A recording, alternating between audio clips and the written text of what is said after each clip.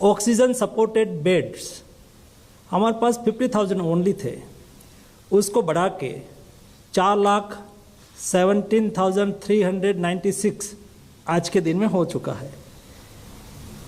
इस तरह से ये 15,000 करोड़ रुपीस का उपयोग हुआ और उसका फायदा भी हमें हुआ। सेकंड वेव्स में हमें जो दिक्कतें हमारे सामने आई, जो समस्याएं हमारे सामने आई, वो भविष्य में हमारे सामने इस स्थिति को हम भविष्य में कैसे निपटे, उसके लिए ये पैकेज 2 लाया गया है। पैकेज 2 में कुल मिला के 23,123 करोड़ रुपीस 23,000 करोड़ रुपीस का एक पैकेज है। ये पैकेज में कुल मिला के केंद्र सरकार और राज्य सरकार दोनों साथ में मिलके उसका इम्प्लीमेंटेशन करेंगे और ये पैसा स्टेट को दिया जाएगा। केंद्र सरकार की ओर से 15,000 करोड़ रुपीस दिया जाएगा और राज्य सरकार 8,000 करोड़ रुपीस निकालेगी। सभी के साथ, सभी स्टेट गवर्नमेंट के साथ कंसल्टेशन के आधार पर कौन सी व्यवस्था करने की आवश्यकता है। सेकंड वेव्स में हमने देखा कि देश में बेड आज के दिन में जो पीक पर पहुंचा था सेकंड वेव्स, तो क्या स्थिति थी, उसको देखते हुए क्या करना चाहिए।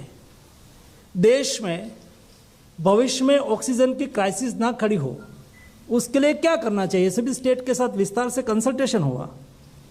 क्रिटिकल मेडिसिन की कोई किल्लत ना हो, उसके लिए भी व्यवस्था भविष्य के लिए बनाने के लिए, और भविष्य में बच्चों में कोविड का फैलावा हो तो उसके सामने हम कैसी व्यवस्था करें। एक कुल मिला के ये सारे विषय को जोड़ के ये पैकेज बनाया गया है। उसके अलावा कई ऐसी व्यवस्था है जिस व्यवस्था हमें सेंट्रल और इंटीग्रेटेड डिजिटल प्लेटफॉर्म के माध्यम से हम उसके सामने अच्छी तरह से उसका उपयोग करके कोविड क्राइसिस के सामने लड़ सके। क्या हम टेलीमेडिसिन का यूज़ नहीं कर सकते हैं? क्या हम टेली कंसल्टेशन नहीं कर सकते? उसके लिए एक अच्छी फैसिलिटी क्रिएट नहीं कर सकते? उसके लिए भी इस पैकेज में व्यवस्था की गई है। उसके अलावा ये सारी पैकेज का इम्प्लीमेंटेशन जब स्टेट गवर्नमेंट करने के लिए जाए तब सभी स्टेट में अलग अलग व्यवस्था होती है, अलग अलग सैलरी होती है। हमने प्रावधान रखा है कि